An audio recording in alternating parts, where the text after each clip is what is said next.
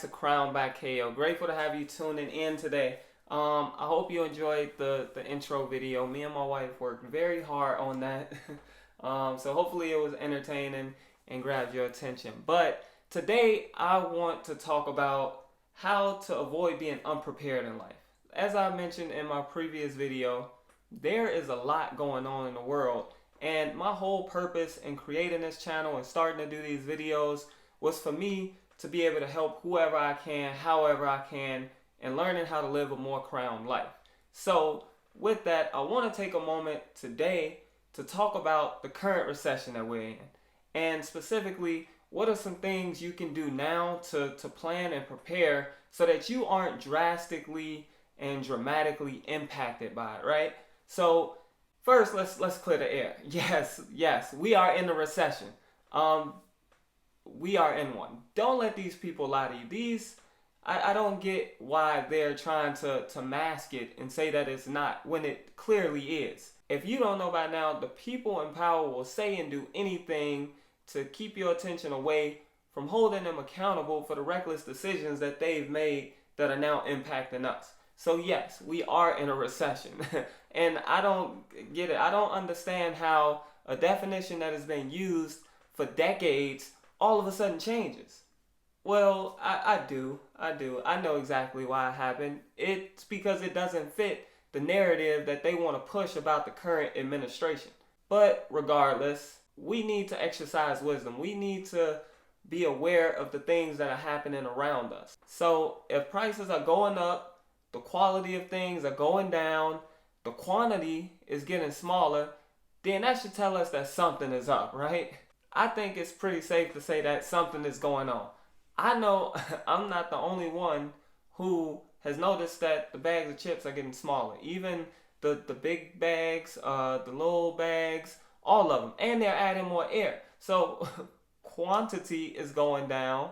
The quality is going down because things just don't taste the same, or it doesn't stay as fresh as it used to. Like, me and my wife buy fruits and vegetables all the time, and I've been noticing that they go bad really quick and they don't stay as fresh as they did a couple months ago, even a couple years ago. So something is up, and that's why I'm creating this video. I don't want you all to be caught off guard. I don't want you all to be suffering or anything throughout this time. So I'm making this video to give you even 4 tips that you can use to plan and prepare for this recession so that it doesn't dramatically impact you and your family. Because in all honesty, it will get worse before it gets any better. So I am not a financial advisor or anything like that, but number one, the first thing that you can do is save. You can increase or start putting money into your savings now so that you aren't drastically impacted. It's good to stay ahead of the game and ahead of the curve. So if you start saving now and the prices of things still go up, then you'll be okay because you'll be able to weather that storm a little bit. And it's also important to have extra money on hand and in a reserve in case of emergency, or if anything comes up, God forbid, you get injured, lose a job, whatever. If you got that reserve and something that you and your family can live off for a while, then you'll do okay. And prices are high now, but trust me, they're gonna go higher before the end of the year. Between now and the end of the year, prices will increase a little bit more. And so will gas. And trust me, I've been enjoying the low or lower gas prices that we've been able to have for the last couple weeks, but it will go higher.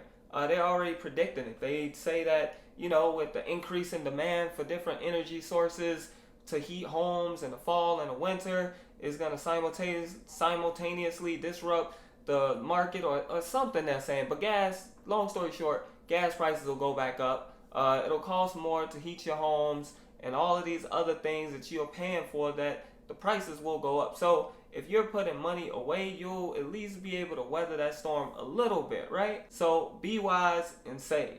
You can even look at your bank statement, see what you're spending money on. You can stop spending or start spending less on certain things. Go out less, eat out less, start doing more meal prep, something. And just rededicate that money to your savings so that you and your family is cool. Number 2, the second thing you can do is start buying things now and storing up and putting it away for later. It is okay to go and buy some extra toiletries for the house. It's okay to go and buy some extra food for the house, because as prices go up and you have to spend more on the same things you've been doing, one, you got your savings, but then two, you can buy things now at the price that they are now, since you know they're going to go up a little bit more, or the quantity of it is going to go down, or the quality might wane because for some reason we're still dealing with supply chain issues. Like, all of these things are things you can solve for now. So build up a little surplus, grab the extra toiletries, grab some extra rice, beans, canned goods, something, and store it up for later. Me and my wife have been talking about doing this, but we need to get more serious about doing it, and we are getting more serious about doing it because, again, just observe the things that are happening around you, and you'll see that you need to start doing some of these things to prepare for what's coming next. Because unfortunately, like I said, I believe it's only going to get a little bit worse before it gets any better. Now, these next two are spiritual concepts and kingdom principles instituted by God that you can operate in here on earth to make sure that you're taken care of, right? So, number 3 is this. Become a giving person.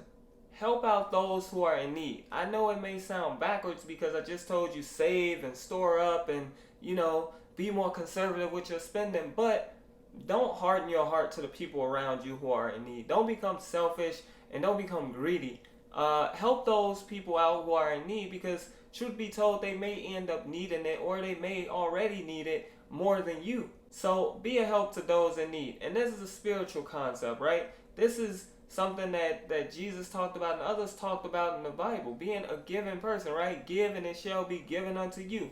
Or giving to the poor and those in need is like lending to God. So we know that these things that we're giving to people out of the goodness of our heart and because they're in need are going to be given back to us by the Father who supplies all of our needs. So trust me, as you give, it will definitely be reimbursed to you, and it will even be more given to you than what you dished out. And that's what Jesus meant when he said, give and it shall be given unto you. How? It's going to be pressed down, it's going to be shaken together and, wiggled so that it all will fit, and it's still going to be running over. Like, after doing all of those things to make it fit, to make what God is giving you fit, you still won't be able to make it fit. And all of that stuff that's running over, all of that extra stuff that you get, continue to give.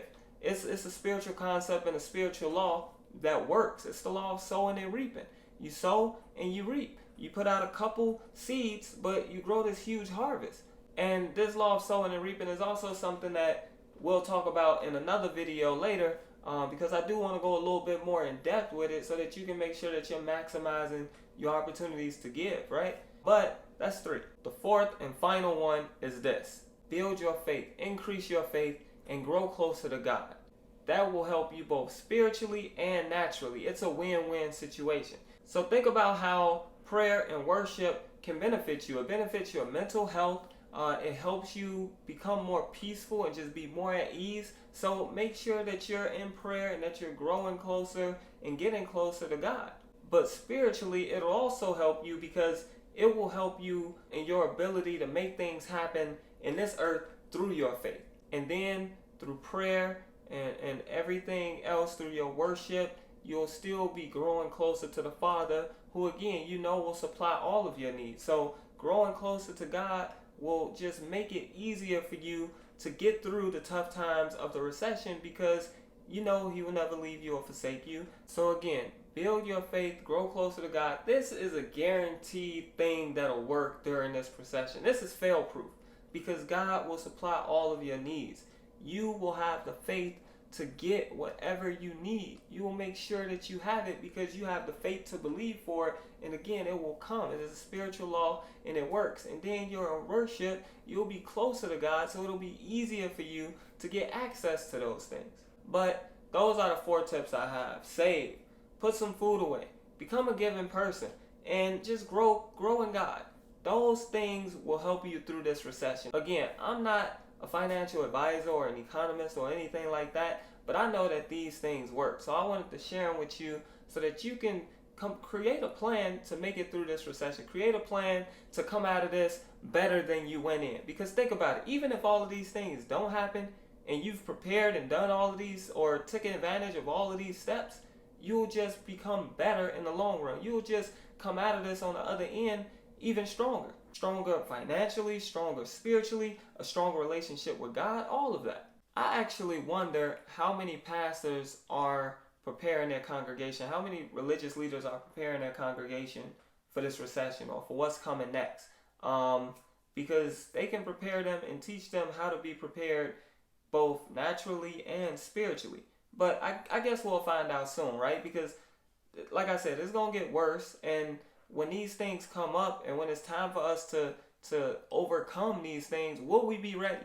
Will we have the knowledge? Will we have the wisdom? Will we have the resources? Or will we have the relationship with God to get through it?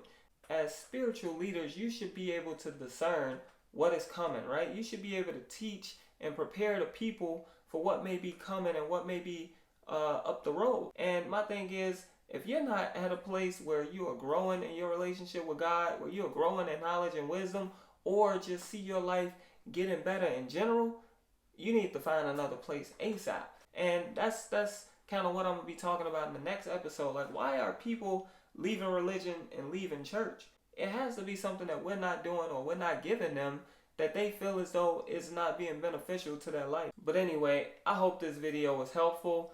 If it was, make sure you like the video, put a comment below, let me know what you think, and share it with other people that you believe can be benefited from this knowledge, and be prepared for what may be coming down the road, or be prepared for what we're already in, because we're in a recession.